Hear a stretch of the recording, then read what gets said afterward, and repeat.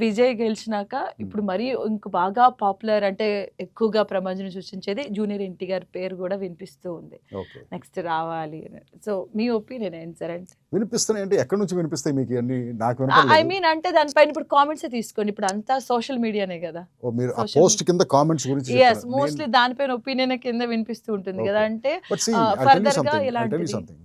మీరు ఒక పోస్ట్ చూస్తున్నారు, ఒక 100,000 వ్యూస్ ఉంటాయి.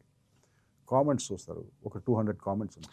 Why I'm What asking is this 200 of 100,000? You're asking about a small number of people, a minority of people who decide to comment. The vast ఏంటంటే silent majority. వాళ్ళు సైలెంట్గా వాళ్ళ opinion వాళ్ళ దగ్గర ఉంటుంది. ఎలక్షన్ టైంలో ఓటేస్తారు అంతే వాళ్ళు కదా. అంటే మీరు జూనియర్ ఎన్టీఆర్ గారికి బాగా క్లోజ్ గా Yeah, కూడా yeah, ఉంటారు he's a కదా. good so friend. ఎప్పుడైనా మీరు కూర్చొని మాట్లాడినప్పుడు కానీ ఇలా ఈ కైండ్ ఆఫ్ టాపిక్స్ ఏమైనా నేను ఈ వస్తాయా? మధ్య కాలంలో జూనియర్ ఎన్టీఆర్ని కలవలేదండి. Oh. నేను లాస్ట్గా కలిసింది కూడా ఏదో సాడ్ ఒకేషన్లో ఎవరో పోతే కలిశాను. బట్ ఎప్పుడు ఇలాంటి టాపిక్స్ ఐ నెవర్ ఎప్పుడైనా? స్పీక్ పాలిటిక్స్ అండి. మీరు ఓకే. నాకు పొలిటీషియన్స్ ఫ్రెండ్స్ బోల్డ్ మంది ఉంటారు. ఎస్. వాళ్ళతో కూర్చున్నప్పుడు కూడా పాలిటిక్స్ మాట్లాడడం.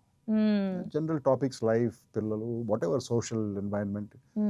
సపోజ్ నాకేమైనా అనిపిస్తే చెప్తాను, ఏంటి సార్ ఈ రోడ్లు, మ్యాన్ హోల్స్ ఏంటండి, ఇలాంటిది ఏదో అంటాను కానీ నేను బట్ సోషల్ ఇష్యూస్ గురించే మాట్లాడతాను. I don't talk about politics. అంటే ఇప్పుడు తెలుగు పీపుల్ కూడా దే ఆర్ ఎక్స్పెక్టింగ్ కదా ఏంటి? ఎన్టీఆర్ గారు రావాలి, పొలిటికల్ గా రావాలి. అది దాని వచ్చినప్పుడు మీద అసలు మిమ్మల్ని కూడా ఆ పార్టీలో మేము చూడొచ్చా? Junior NTR party yes. అసలు ఏ పార్టీలోనూ ఉండనండి నేను. 99% నాకు తెలిసి ప్రస్తుతానికి వాళ్ళు నాకున్న మైండ్ సెట్కి okay. I'm not politically inclined. So నాకు ఐ డోంట్ వాంట్ ఇట్. ఎందుకంటే నేను సినిమాలు ఇంకా చేయాల్సినవి, తీయాల్సినవి చాలా సినిమాలు ఉన్నాయి నాకు, ఐడియాస్. ఓకే. దాంట్లోకి వెళ్ళిపోయి ఇవన్నీ మానేస్తే ఎలాగ నేను? ఇది మన లైవ్లీహుడ్ కదా, మా బ్రెడ్ అండ్ బటర్, మా ప్యాషన్, మా లైఫ్. సో ఇది వదిలేసి వేరే ఎక్కడికో వెళ్ళి ఎందుకు?